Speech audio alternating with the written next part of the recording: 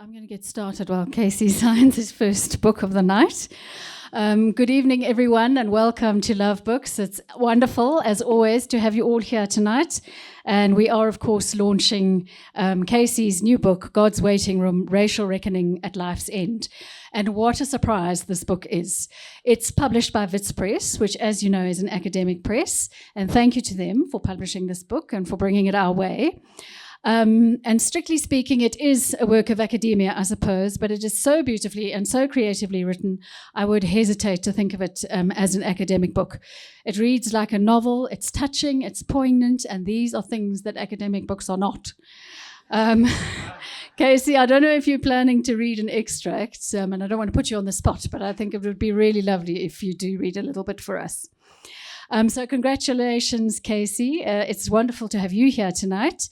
Just a little bit about Casey. He's a creative writer and a cultural and medical anthropologist whose research explores life, death, and their thresholds, asking how people work through and memorialize critical events in their lives and communities.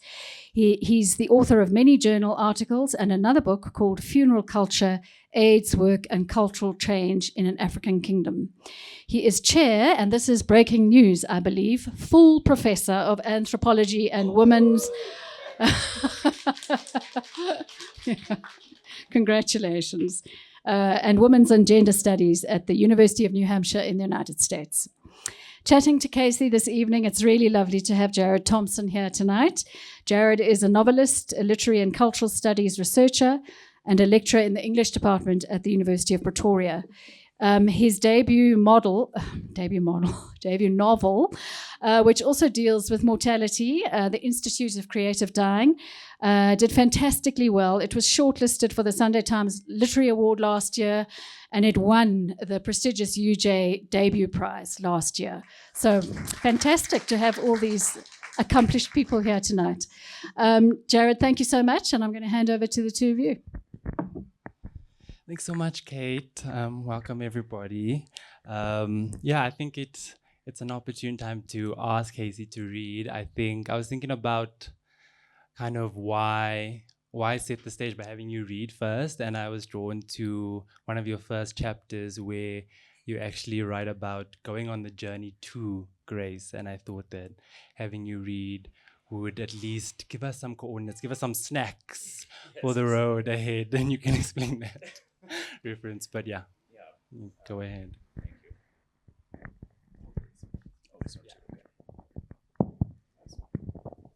Thank you. Generous introduction, and thank you all for your smiling faces and attentions on a kind of rainy day. But it's much better than the winter we're exiting in Boston at the moment. So thank you for that. Like Jarred kind of describes, this book took me, and I write about it as if taking you, the readers, on a road trip through, as the Cape Talk DJ I had an interview with last month said, the dusty roads of Mpumalanga, when I did the radio interview spot to describe the book for him. And finding a place on Google Maps, some place that might be out of the way if it wasn't otherwise noted, was an old age home. We enter the waiting room and we meet the manager, and from there we go on a room-by-room tour to meet 3 staff members and 3 residents, and we'll see if we make it out alive by the end of the book. Surely that's how it ends, so now you have to buy and see if you do make it out alive.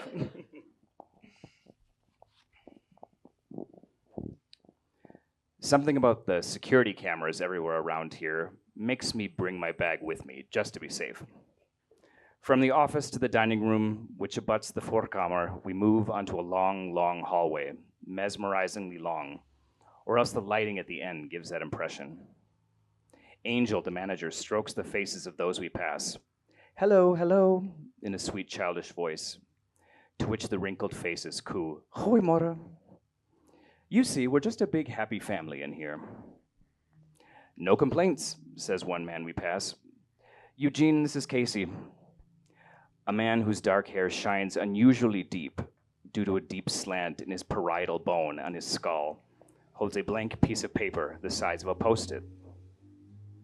Angel withdraws a pink pen from her breast pocket, and against the wall she writes, My name is Eugene. I am 60. I live in Grace, room 2, Chief Macaba Street. Today's date is, what's the date? I can't remember, actually. We give him one of these every day, and he's been here 6 years since the motorcycle accident. Used to be a vegetable, but today, sociable. The memory's just not so good, and down to a whisper. His roommate, Lo, used to laugh at him, says his wife's gone screwing somebody now that he's gone. What an ass. No date needed, I guess. Here you go, Jean. 3 fingers receive the info. The other 2 are missing. He looks it over. Didn't know that. No complaints. And then arriving at the nurse's station, we meet her, Nolene. Here she is, Sister Zyman. You're too young to be a doctor. The sister laughs. Not that kind, sorry. The towering woman with red hair, gold-framed glasses, and a military-like white uniform gives me a hug. She's our head nurse. We're so lucky. And did you know she was Nelson Mandela's prison nurse? The first sister of rank to work on Robben Island, she adds. I'm stunned. You'll be in good hands here and learn a lot, Angel says, patting her hand on the desk. Nolene is now by our side, along with a crew of 8 black women and 1 man, looking ready but less than bright-eyed for the 7 a.m. morning shift to start. Just be free to talk to the people. They will love you. And please write the book about how we are the best old age home in this country. I hope. I have so much to do today, that funeral, the diversity training, etc., but you'll find me around. Every day there's something new in God's waiting room. Oh, wait, I say, before you go, what advice might you have to somebody who finds themselves in this place, that they must come to grace? What matters in the end? Angel smiling earnestly and looking straight into my soul. When you age, there's always pain, but in death, you no longer feel that. Life carries on. Oh, she startles. The rest have gone tidying, except for 1 woman who appears beside us, LaRue. Angel. Anne, good morning. And to me, she speaks English only. Up early, my love? She plants a kiss on the cardigan woman's forehead. This is Casey. He's a doctor. Not that kind, sorry. Anne blinks, and we wait. She usually wants some sweets or something. She blinks. We wait. Anne, he's here to hear people's stories, to learn who we are and where we've been. She blinks.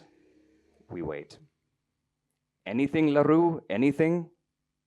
She blinks and testifies in a single sentence. I'm not afraid. Thank you. I'm actually holding up, if you're saying, what is he reading? This is the US edition, so different cover over on, maybe evokes a different kind of sensibility to what you see on the purple cover, or maybe something of the same. Yeah, we played around with having a woman patient, something zoomed in all to the back, an all black cover that looked like they were walking into the void a little bit too much, but emergency department red sounds like maybe a good fit, so yeah. Why the purple? I'm not sure. Karina designed it and it looked wonderful, so. Yeah. No, I mean, we could tell, like, just from your reading how, I know, you managed to weave, like, anecdotal kind of observations with really vivid, like, characterizations of the different people you encounter, peppered with, you know, some historical explanation of certain concepts or certain references that people make, and you describe the form as like literary ethnography, and like as a you know, as a literary scholar, I was interested in that phrase and what the literary offered you in the writing that maybe wouldn't have been possible if it was just like an ethnography or just like an academic book. Yeah. That's a great question, and my first book was much more in the academic vein. Oh, hello. Kind of very an explanation of the book Funeral Culture that was mentioned, a book of how HIV/AIDS had impacted the insurance and funeral industry in Eswatini, then Swaziland, and theorizing what that meant. So typically in ethnography, we'll have a lot of facts, a lot of maybe juicy quotes from the people that we meet, these extraordinary stories, and then comes a big fat paragraph that will tell you, what did I just read? And so when I had encounters with people like Anne, who blinks and blinks and blinks and then just says, I'm not afraid. Or when I had encounters with Andrew, one of the featured residents of the chapter, who tells me, nobody knows about me here that I'm a gay man and have gone back into the closet. Or Bethel, the one black male nurse that was employed at the home, who tells me I was born with XX chromosomes and I developed breasts as a young man. When people tell me those stories, I don't then want to tell you what that means. I think the literary part of literary ethnography allows us to describe the people and situations that we're in, and that is the definition of ethnography, writing about people, right? And theory can be helpful to explain why people do what they do, but sometimes these very immense human situations that we behold can linger and stand, and you can find your own meaning in that, respective of where you came from in your life journey. So I think getting rid of some of the theory and allowing the stories to shine through, and using literary devices like poetic form, maybe a screenplay-like quality where you just are listening to people talk back and forth at each other. Those are some of the techniques that I found very rewarding. Because it comes out, this is one chapter, jokes, where the caregivers are joking with the people at the home, the elderly at the home. And you write about jokes. There's a dynamism in the scene where the way they're joking, in another context, it may come off as kind of, oh, there's a little bit, it's a touchy topic, it's a taboo topic. But in the intimacy that the home produces, you kind of put up the question, might jokes be a different kind of bridge to something else? And I don't know if you could speak a bit to that. Yeah. Once you explain a joke, it's not quite funny anymore. And so again, literary ethnography, I don't need to tell you why this is funny. Some of the things, it must be context dependent. And so I think American readers might not get all the nuances of South Africans joking with each other. And let me tell you guys have very good jokes on what is formerly Twitter, right? The joking discourse is great in public media. Joking really in this home revolved around the fact that people spoke multiple languages, but they often didn't speak them very well to each other. And because they didn't speak them well, others did not understand what was being said. And maybe others didn't understand what was being said because they were also living with cognitive decline related to dementia, or the hearing battery just hasn't been replaced in, a couple months. These miscommunications were kind of the content of joking that I think perhaps reflected a bigger story of racial relations, of generational differences. This was a home where the majority of staff are young Black women, born free generation and some not. And the residents are majority older white women. Women just tend to live longer than men, are in there because of their husbands' pensions.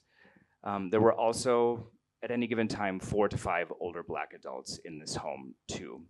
And it made for an interesting crew, a little motley crew, I guess we sometimes say. People who have inherited the categories that have been put on them by the history of South Africa and the social forces that they've lived with. And joking helped to maybe ease the tension. It's a classic kind of theory of what jokes do. They just get that pressure valve released a little bit here and there. But even if they perhaps are so different as society says they should be, I think they also found a mutual ground in that they are in a place that is quite out of the way or made to be erased.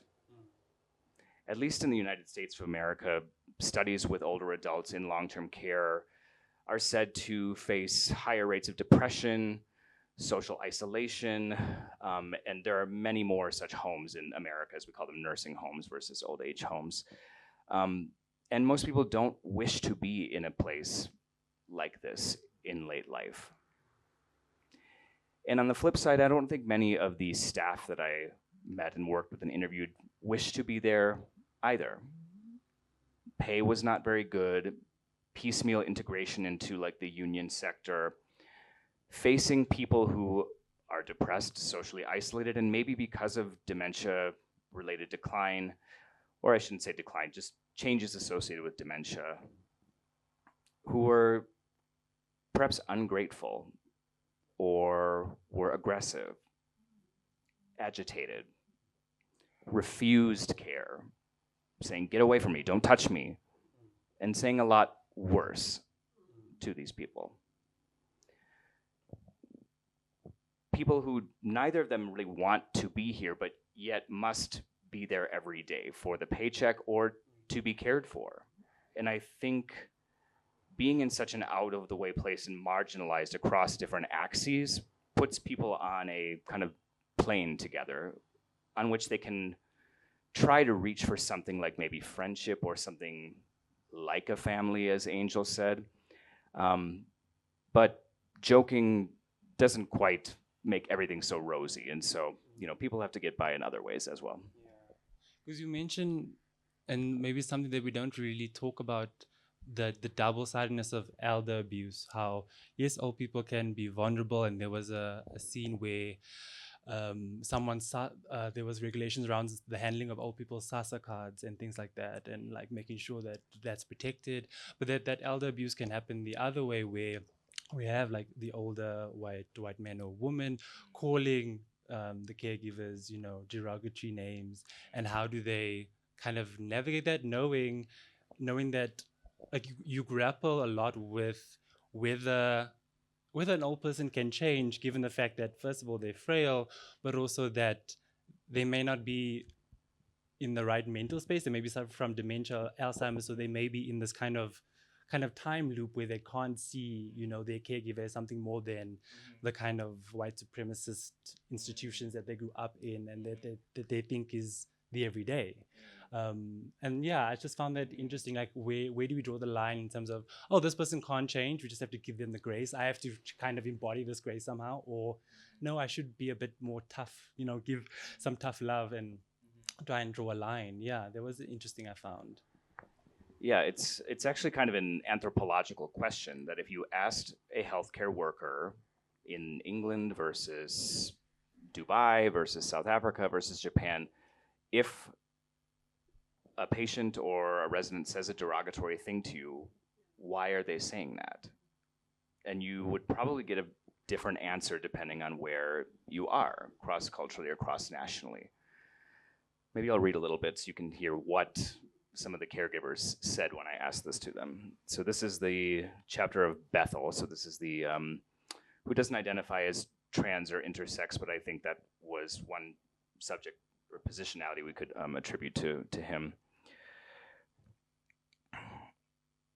I think of some films that I've seen featuring Alzheimer's, and they are actually all about white people.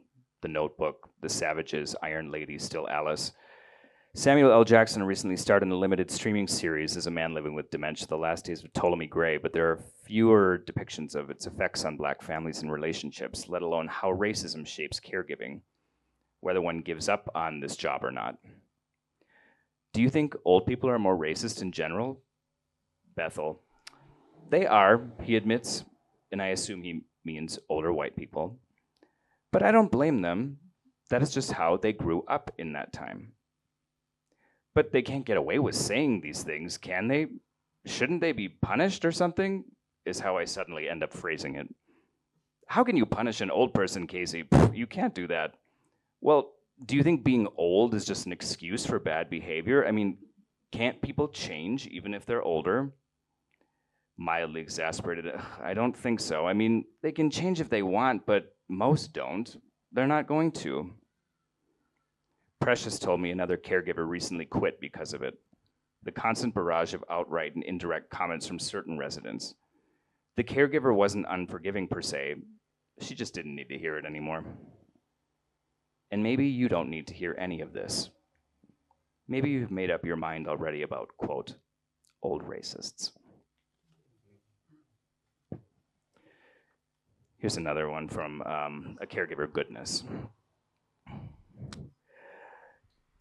You help so many people here. Are they grateful?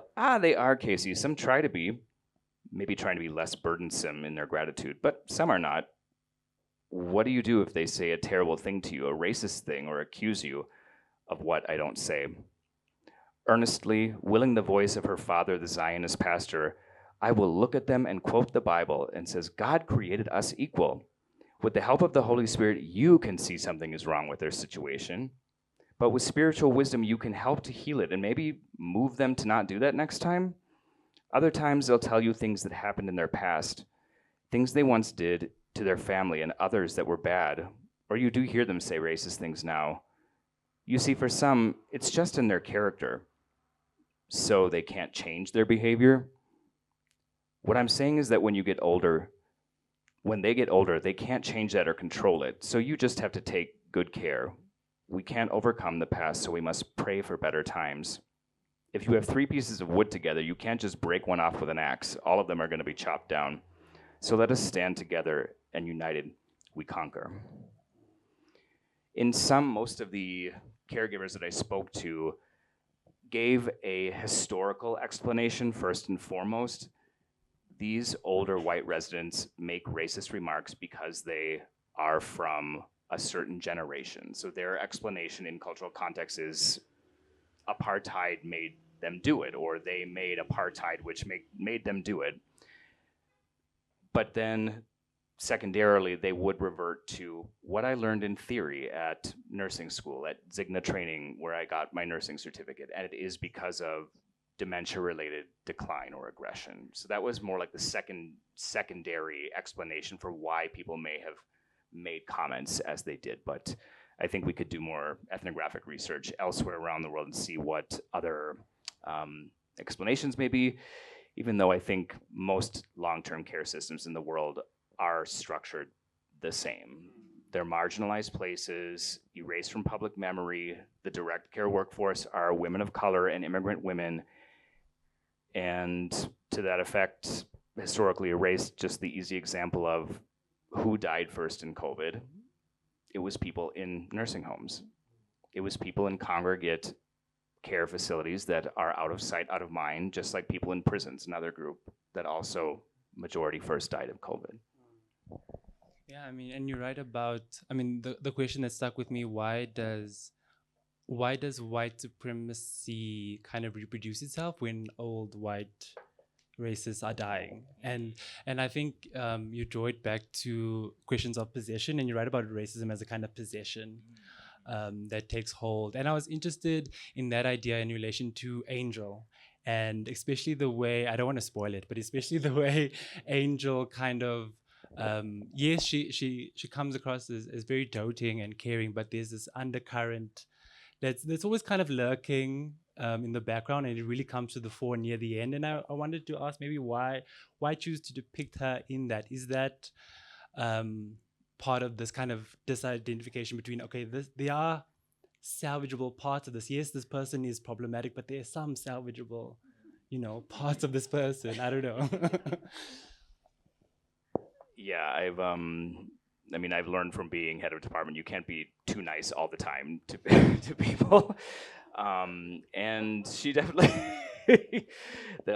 people will step on your toes and make you cry, and then make other people cry. And yeah, being a manager is a tough position. She ran admissions, who gets into this place or not, and there are some very serious conundrums that I highlight in the book about who ends up getting into a home in the age of race-blind admissions and who does not. But someone who is trying to be a brand ambassador for this unit of the chain of homes that we're working a part of. Kind of I may be inspired by some of the characters in your book, like the mortician. There are these interesting figures we have in culture that stand at the threshold between one iteration of life and death. And an angel is perhaps someone like that. St. Peter, saints, people who allow passage from one to the other.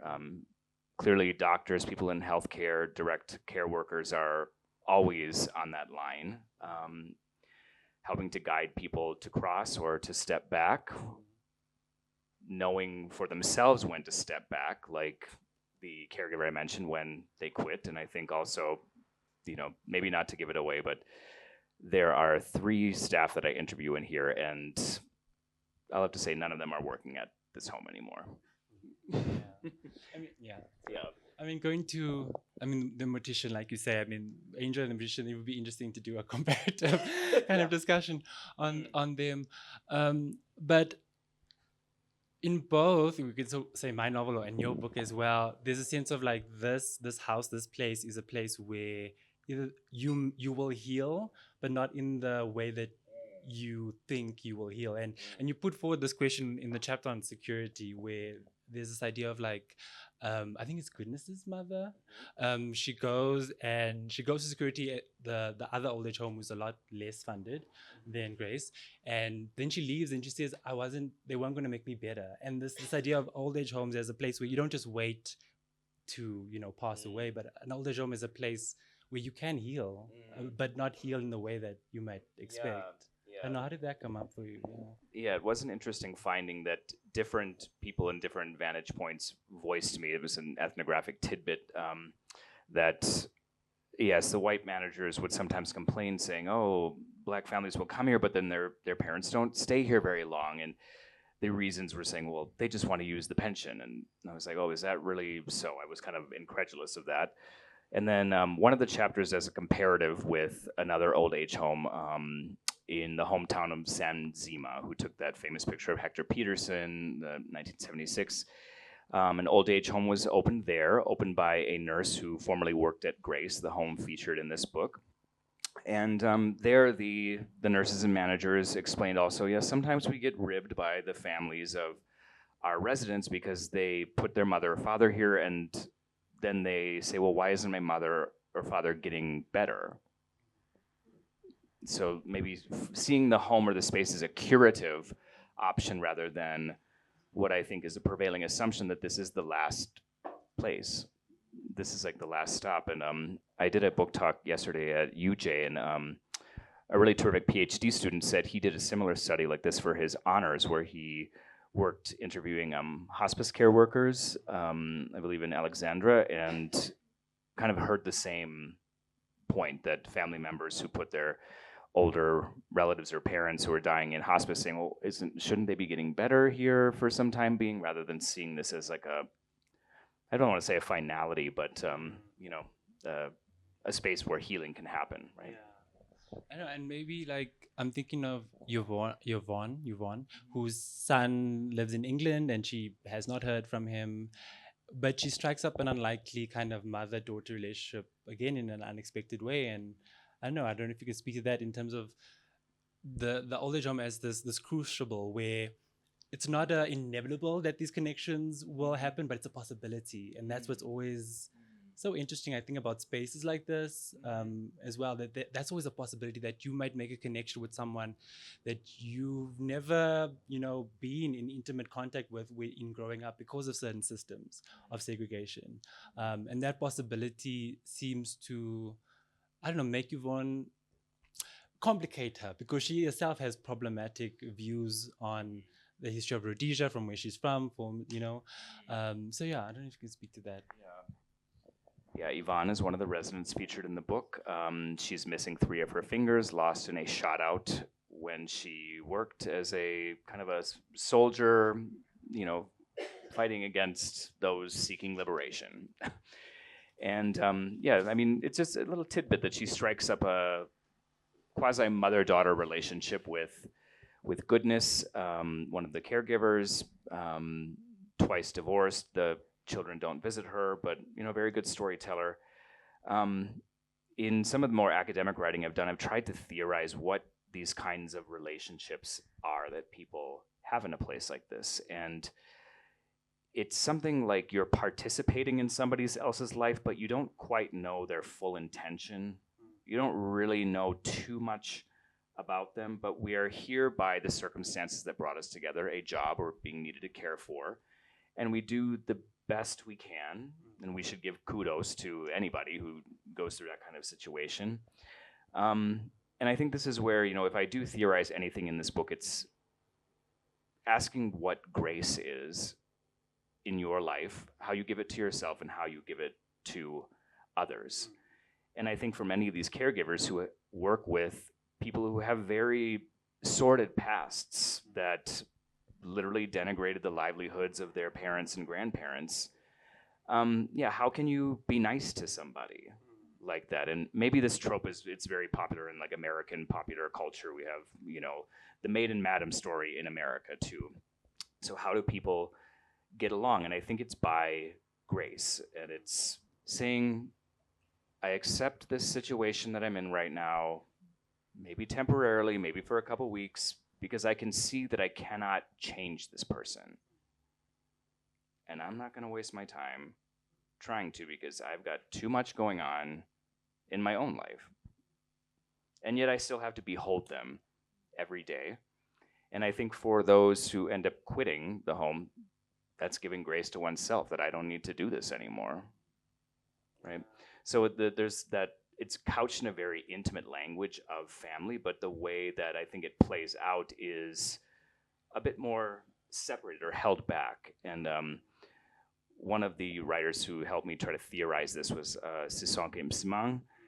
She had a great lecture. It was the first of the Nelson Mandela lectures in Amsterdam in 2019, I believe, and she has this very good line from there that she says, white people will not die if they don't get the love that they think they deserve from Black people.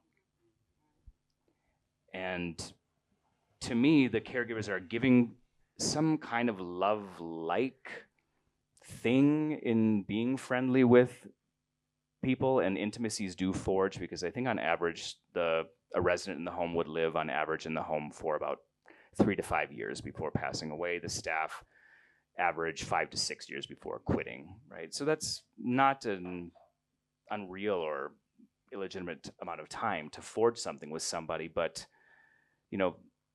no love relation is uncomplicated with your spouse, with your kids, right? So there's something love-like that people give to each other graciously, but it's also held in abeyance a little bit. Yeah.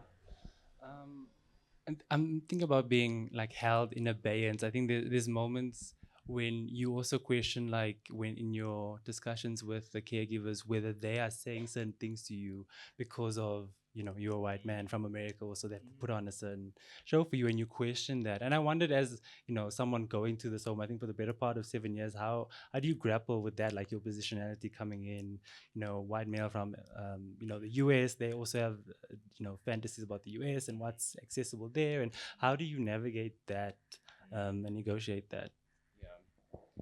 I mean, I think part of it was turning to the literary, where if somebody says something to me like, oh, Casey, the EFF is really going to chase you out of here if they get into power, like, I didn't want to then quote that person and say, well, this is what they really meant to say, or this is like how it really is. Because I know them from a long period of research, but let that be, because you as a reader from South Africa might approach that differently and say, oh, well, this is an American, they're saying that, right? At the book talk yesterday, a student made a very good kind of characterization of this book. She said, and this is Clara Bratsanos, I want to qualify this, and she said, it's almost like reading this book, she's like, I felt like God looking into the waiting room at how everybody is interacting with each other. And by the end, you're led to make the final judgment as the reader. Right. Yeah. I mean, thinking of how, like, judgment and how we, might judge ourselves in the future, or reflecting on that. You talk about how our future selves might be witches. I got that sense, or how I got the sense that reflecting on yourself as what I might be as an older person when I'm dementia ridden, might be akin to a kind of, I want to say, a death meditation where you reflect on your own mortality and demise, and how that brings out maybe a concept like grace, a sense of interconnectedness. I just thought those two meditations are reflecting that, oh yes, one day, especially as a queer person, one day I will need a kind of, children to look after me, but I don't want children. So what is it going to look like? So all these kind of questions come up for you, and it makes you look around in your life and say, oh, wait, what is my community? How do I want to imagine the way I grow old? And I found that like reflecting on old age was such a productive thing in the now. Yeah, again, in most of the book is much of these stories, kind of people sharing their life's lessons, and then the last chapter I'm trying to theorize a little bit, what does this mean? And I talk about grace, and the other kind of fancy 100 rand word that I use to try to describe some of this is a process of disidentification or disintegration. Disintegration, just the biological fact that things will fall apart. We will be incontinent, we will lose our hair, like the waistline will go, like this is going to happen to all of us at different rates, of course, because of the horrors that are society, right? We can look at life expectancy across different groups in this country and other countries and see that not everybody will live to old age as it is for another group, right? Disintegration, that's the universal kind of fact, even though it's contextually shaped, and the disidentification too, that we claim to be who we are, but we are also a product of lots of the stereotypes that other people put onto us throughout the life course. And as a gay man growing up in the AIDS era of America, like I've lived with many slurs put on me and other ideas that people have put on me that I carry with me, right? I mean, I'm very inspired by even people like Denai who have written about, am I a woman? Am I a girl? Like, what is this, how our identities are built and come apart. And I think the aging process really highlights how certain facets of our identity can come undone as we age, but also how we might play with certain facets of our identity to our advantage. And again, I reference Sisonke Msimang, who discusses how Mandela's ANC comrades presumed he could not kind of negotiate with de Klerk while he was at Pollsmoor, assuming he was just an old man isolated in his prison cell. But Mandela kind of used that to his advantage to negotiate without the input from his ANC comrades, just like playing on that stereotype. They're like, well, I'm just no duddy. They think I don't know what I'm doing, but I really can have the subterfuge and get what I believe we all need at this point in history. So, I think we have bad ideas surrounding us, but I don't know, use it as a tool. Yeah, because there's this like glimmer of, I don't want to call it hope, but possibility maybe at the end where you're like, oh wait, you reference a concept like geotranscendence. I think I'm pronouncing geotranscendence, which is this idea that people experience space and time differently. Like you go through the disidentification and the fragmentation, and that offers a different possibility to remake ourselves. And I thought that was quite interesting. But circling back to that, you write about the circle very provocatively. I hope you can. There's a beautiful passage about the elephants. I hope you can read that because I found that stunning. Yeah. If you don't mind, I might read a different passage. Oh, yeah. Is that okay? Which has to do with the circle also. Let's see here. Yeah, so the circle was a very interesting metaphor about the end of life. It inspired me to read a little bit more about that, and the quote that you're referencing comes from the writer Bongani Kona at University of Western Cape, who talks about elephants' mourning process as he reflects on having to take his mother to dialysis 5 days a week. But the circle came from an interview I did with Nolene Zyman, who was Mandela's prison nurse. And here she reflects on how she cared for her own father when he passed away. Let's see here. Well, my father, he died of liver cancer. I saw him getting yellow, thinner, getting helpless and depressed, as if he didn't feel like living anymore. And I got a caregiver for him because my mother had her grandchildren to look after. The caregiver walked him, dressed him, fed him, but I saw what a caregiver actually meant to him. He was never alone. Maybe it was an agency or travel nurse, I suspect, someone like Bethel or Goodness, with just one soul to look after on the contract. He was only 76 when he died, but same story with my mom. Her organs backed up. She didn't need care. I realized it was essential for them not to be alone and that tomorrow is another end. So I sat with my father on his bed and I said to him, "Are you ready? Is there anything you want me to do for you?" And then he said to me, "My circle is completed." I was lying with him on the bed. He closed his eyes and turned his head, and he was gone. "My God," I whisper. Peaceful, happy, realizing what was happening to him, telling me so. And up to this day, when I sit here with these people who are about to die, I say to them, "Do you feel like you've achieved everything in your life that you wanted? Is your circle completed?" And some say yes, and some say no. "I want to do this for me, this and that." That is life, she ends. Life is a circle. And precious, she says. It is precious. A blink, and it's over. After 50 years of nursing, from Robben Island to Garden City, I can still remember my first day when I walked into the ward at Oudstorn. I can still remember how those brown shoes squeezed my feet, and the starch uniform with this belt, her jangling epaulettes. It feels like yesterday. Hello? I'm calling Nolene on Facebook Messenger on her daughter Christina's account. "Casey, I quit. It was time." Gugu and Yolanda stayed late at the week's end to help her do the scrub down of the empty room. Monday came and a man moved in, not black. That was Angel's executive decision. Nolene knew it when she saw the adult daughter, leather-jacketed, curly-haired, the one who had toured early in the week. I said to her, "Do you see these hands? These hands washed that room, and now you come and put a white one in here? You are racist and are going to jail, Mama. I'll open this whole thing and show the town what's really going on." Her son encouraged her to quit. He works in HR. She says they're still friends, though. She and Angel, they see each other at Pick and Pay.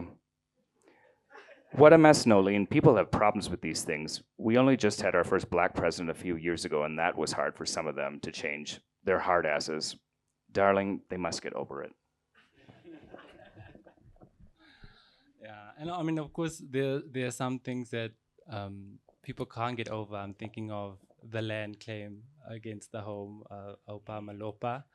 I don't know if you know any update from there since then, or, I mean, did you know going to Grace that the land claim was there, or was when you stumbled upon it, how did that kind of provoke thoughts and questions for you, and was that the impetus for this book, or what really brought all these moments together to say, oh, I want to write about this home in this way?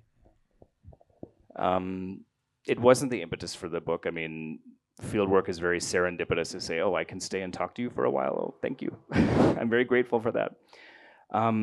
And one day she just shared a stack of 3-ring binders and said, "Oh yes, by the way, we're having this land claim, and there's a cemetery down inside the property of the old age home, and Opa Malopa wants to come and do things." And it was something I don't give too many details about in the book. I'm sure records are available for most land claims in this country. The cases was settled in different courts over a period of a few years, so it's not active anymore. But it's come to the point where the descendants of the community are able to come yearly to do rites to say hello, to honor those who remain inside the walls of this very queer place. But yeah, it wasn't the overriding motivation, but it drove the story in an interesting way, and people had some interesting reflections on it. Yeah. Did that bring up the sense of haunting in the book? Once while reading your book, especially when there's a moment where you ask the reader, "Do you hear Fricky's words?" And it made me think of reading as a kind of invited haunting, like we read in order to be haunted, to be taken up by these different people, and to be changed in that way. So did the encounter of the graveside kind of think, oh, maybe there's this thread of haunting that I want to maybe thread through or work with? yeah, I don't want to. I'm being cautious that the dead shouldn't. I don't want to use the dead in like a certain way, like to advance a narrative arc, right? I think they do things to us that, they inspire us to do certain things. Not, I would rather frame it that way than saying like, oh, that was a really juicy thing that allowed me to do this. I think I was moved by the way that people in the home, especially the caregivers, understood the situation, understood its resolution, where the home's management allowed vernacular healers, Sangoma, to come into the property finally after the land claim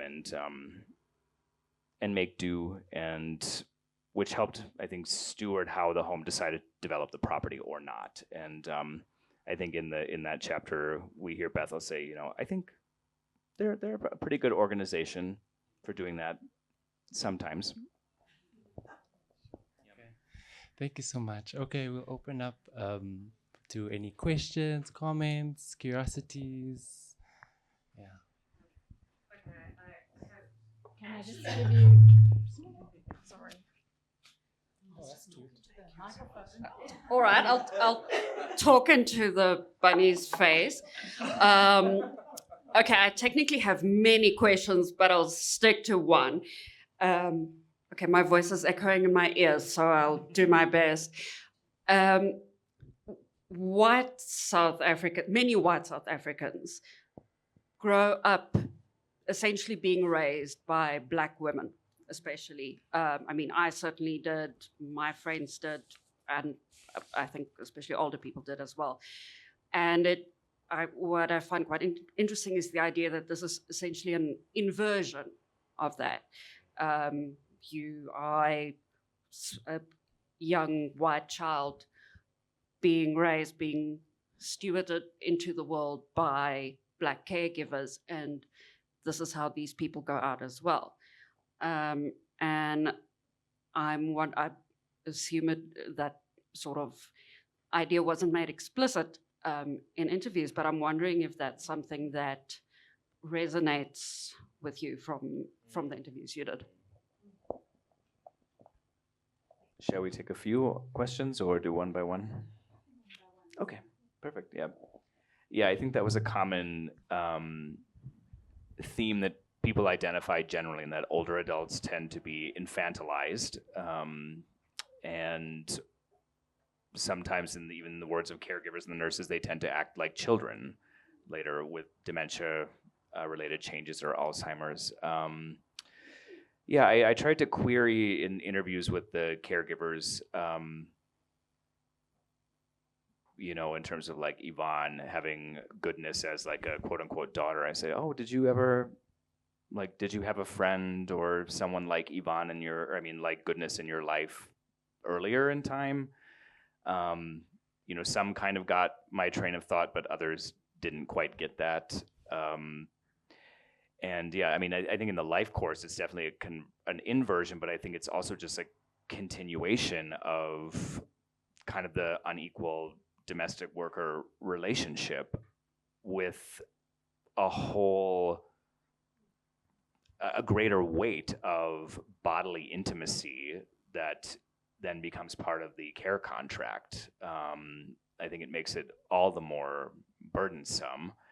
And it shows, I guess, something strong in one's heart, will, or other motivation to continue in that kind of work with somebody. And there's interesting literary examples of domestic workers that go on to do late life care. Craig Higginson wrote a book, I think, called The Dream House, where the domestic worker becomes the caregiver.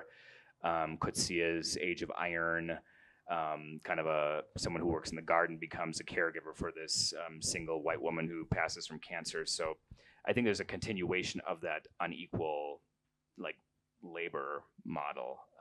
But the life course thing about the childhood being raised, that was common for people to talk about too. Hi. Is that close enough? Yeah.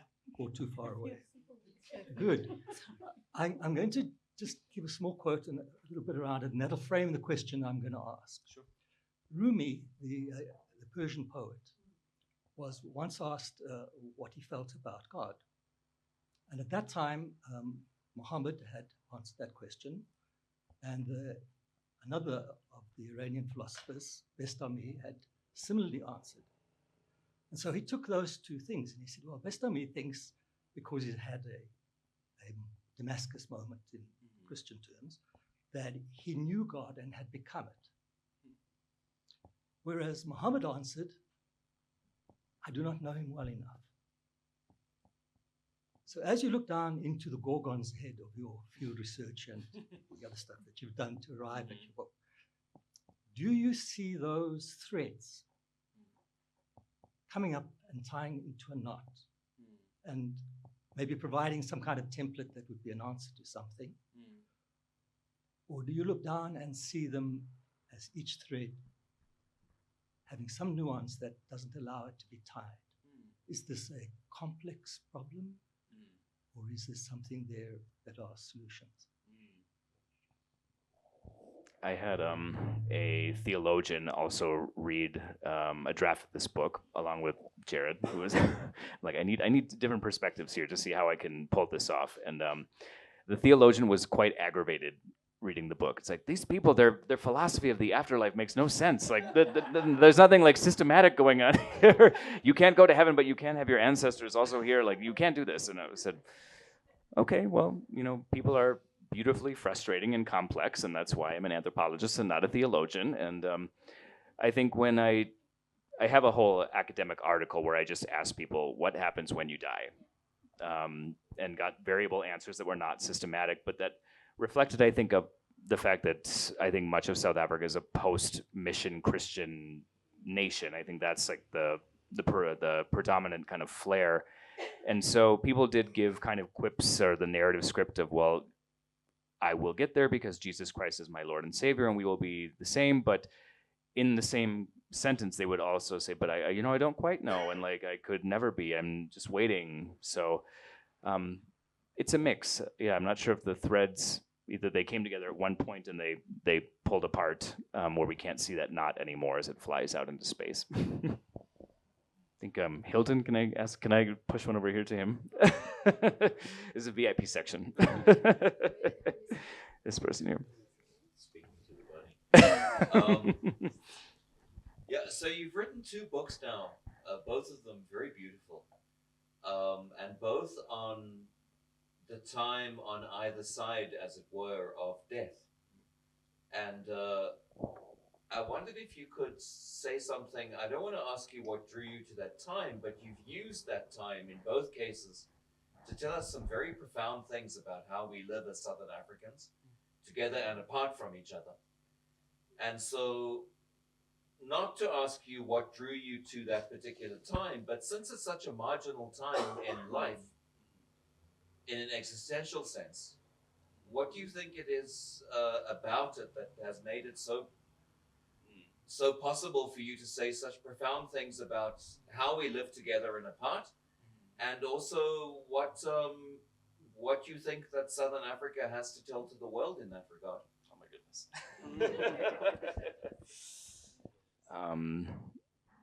Wow. This is Forget the second. This is why I came to be a mentee to this mentor years ago. Yeah, I mean, I'm happy to say the personal part. I mean, again, I was a gay child who was raised in the era of AIDS and saw that, death was kind of a script for who I might become. By the time I was 12, HIV/AIDS was the #1 killer of all Americans between the ages of 25 and 44 in 1996, right? So when one comes to want sex and I think, oh, sex will mean my death, that was very profound to me. I think there's a very interesting culture of death in America. It can be quite hidden and marginalized. People are quite fearful of it, which I think leads to some interesting pathological engagements with it. So my mother, for example, kept tapes on Remember answering machines, right? And she would play the tape over and over of like her own mother's voice to hear that. or saw a bird passing by the window when my grandmother died, and then started to collect birds of that form, ritualizing grief experience. Because the kind of model that we have for remembering the dead in America, besides public cemeteries, is to heroize particular dead people, to heroize those who fought in war, those who like risked their lives. It's like everywhere you go, there's a 9/11 memorial, there's a firefighters memorial, police memorial, memorials to those who have been almost militarized. 2 out of 50 states permit medical aid in dying.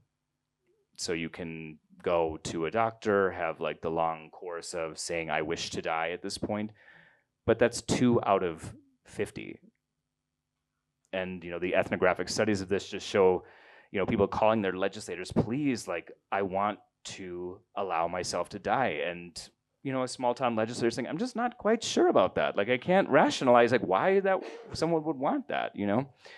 And so that was, I think, really part of my initial impulse to say, what does this fundamental human experience of death look like around the world? The HIV/AIDS, clearly Eswatini went through it like very, very hard, and that led me to do that initial project and kind of start to work my way back, you know, from death to aging. Maybe my last book will be about babies, I don't know.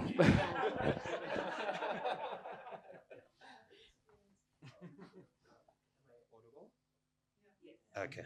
Oh, hi Casey. Hi Jarred. And everyone. So I think I became aware of this book launch. I became aware of this book launch by chance. So, and it really intrigued me. And then when I came here, a lot of brainwaves sort of erupted in my head. And for one thing, what you mentioned, the year you mentioned, that's the year I was born, 1996, which is very significant to South Africa because that's also when the new constitution was created. So for me, then the mental exercise, then I think I've done anthropology in university as well. So we had our lecturer, Joy Owen. She's at UFS. I'm not sure if anyone knows her. So she tried to unpack what exactly is a South African. So, and especially along racial lines. And I like how in the book you actually zoned in on something so intimate that all of us experience. So regardless of what we think about it, so whether it's aging, whether it's dementia and all of those things. So for me, I saw that in the intimate spaces, we can sort of connect, even if it's at arm's length, and macroscopically, we just are separate. So macroscopically, I would say the most salient thing that's happening now, it's this little geopolitical tug of war between the political system of the US and South Africa. So to me, then it comes to you as your own identity as the author, as an American. So, an outsider who's not South African or Southern African. So with your studies, again, to what the gentleman said, so how are we as Southern Africans? Because I think we may be biased in the way that we speak about ourselves, and especially in something as commonplace as aging, dementia, and death. Yes, I think I'll just... So to sum what is, again, maybe a particularly South African identity vis-a-vis death, I want to make sure I'm kind of capturing what you're saying. I mean, I think there's a great veneration to it here. It's, you know, I think it's been explained in kind of anthropological terms that leave a strange taste in my mouth to try to repeat, like, the ritual did this and this, and it does effectively, but then I think alternative representation, something like Kumbula Ikai, you know, showing that death is really, making a good death is very central to keeping our social relations alive. Like, we have not done the ritual because I do not know where my brother or sister went, and the particular experience of mass dislocation and forced migration rendered that asunder. And I think maybe to go back to joking, that's one way to really deal with that. And the UJ book talk, a lot of the students were telling me about whatever the latest TikTok discourses using songs Emma Tuneni to talk, it's like about the buses and things. So I think there's a frivolity around that, and I think to pivot, because it's a big question, I'd suggest another book written by Professor Khanum over here, Riotous Deathscapes, writing about death as a Black experience from both for both Emma Ponduin and globally for Black people. I think he can maybe do that question more justice in his book than I can right now. So thank you, though. Great question. Hi, thanks so much for a really beautiful book. I'm looking forward to reading it. I'm originally a social worker from Ireland, and I worked as a care worker in Ireland.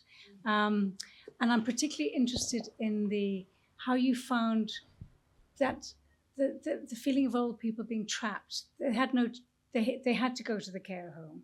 They lost their independence, and the frustration and anger they must have felt.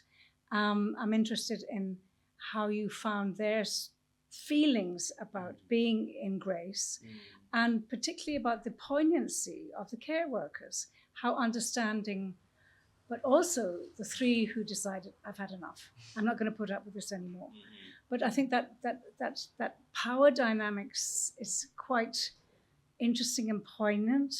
And I just say congratulations. I'm really looking forward to reading it. So thank you. No, thank you. Yeah, I think people had various reasons for coming to the care home. It was they lost their spouse, their adult children didn't think they felt safe. From both care workers across racial spectra, it was, well, older adults are not safe in their homes, which, I don't think that is a reason why people say that in the US too, that people are vulnerable aging in place. The kind of the awareness of the caregivers as to, why they had to make that transition, why they could not age in place.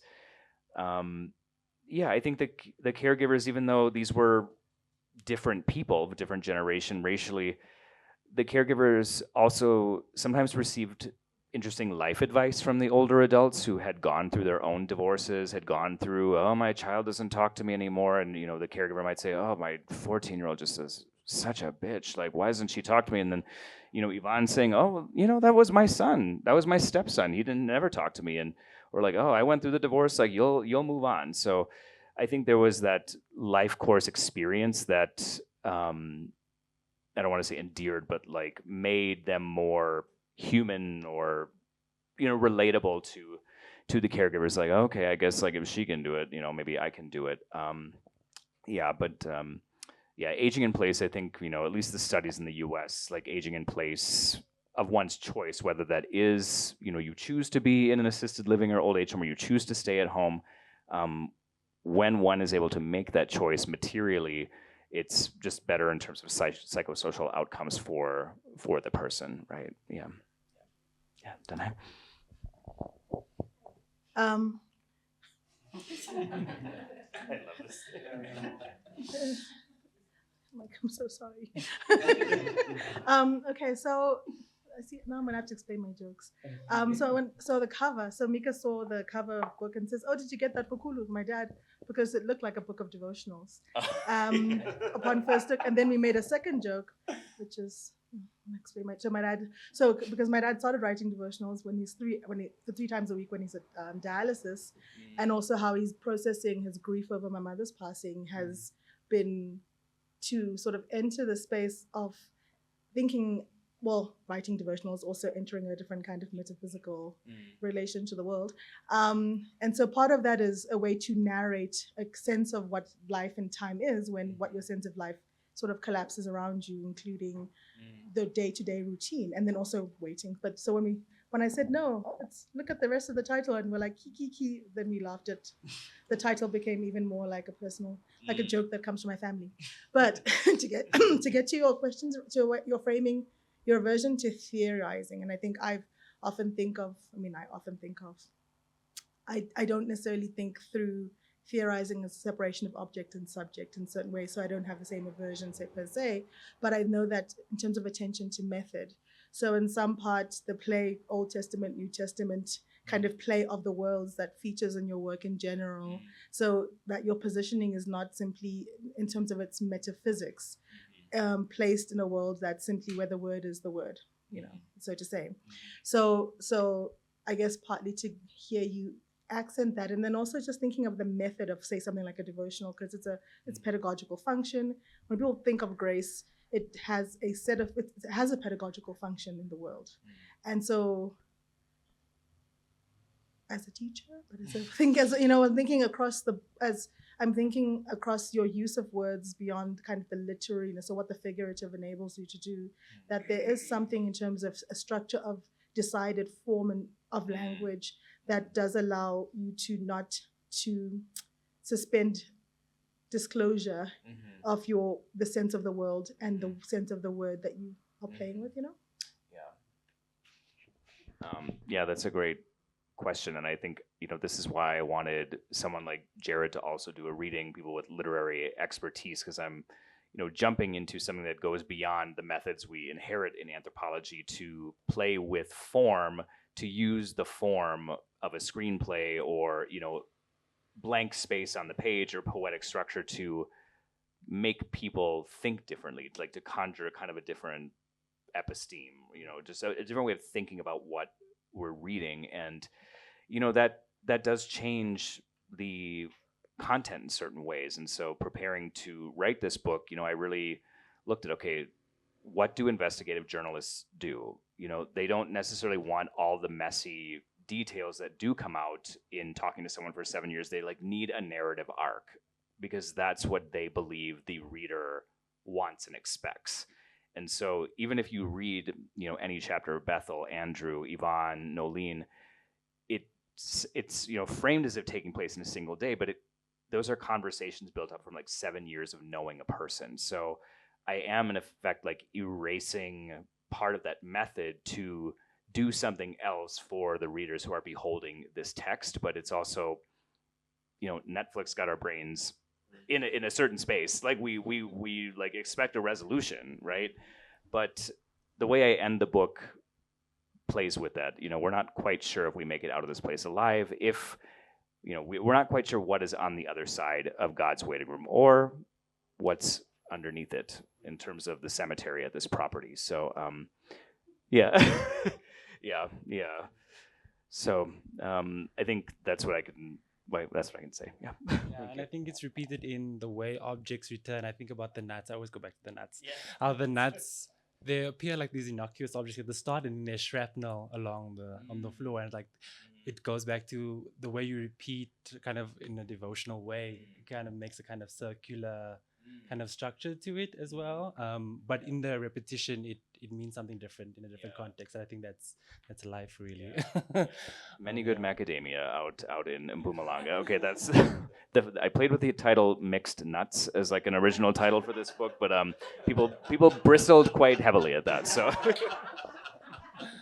All right, thank you so much. Thank you Casey, so much, all of you. everyone, Thank you so much for your questions. Thanks so much, Casey and Jarred, for a wonderful conversation. And thanks all of you for your questions and for coming. Casey, if I can just ask you to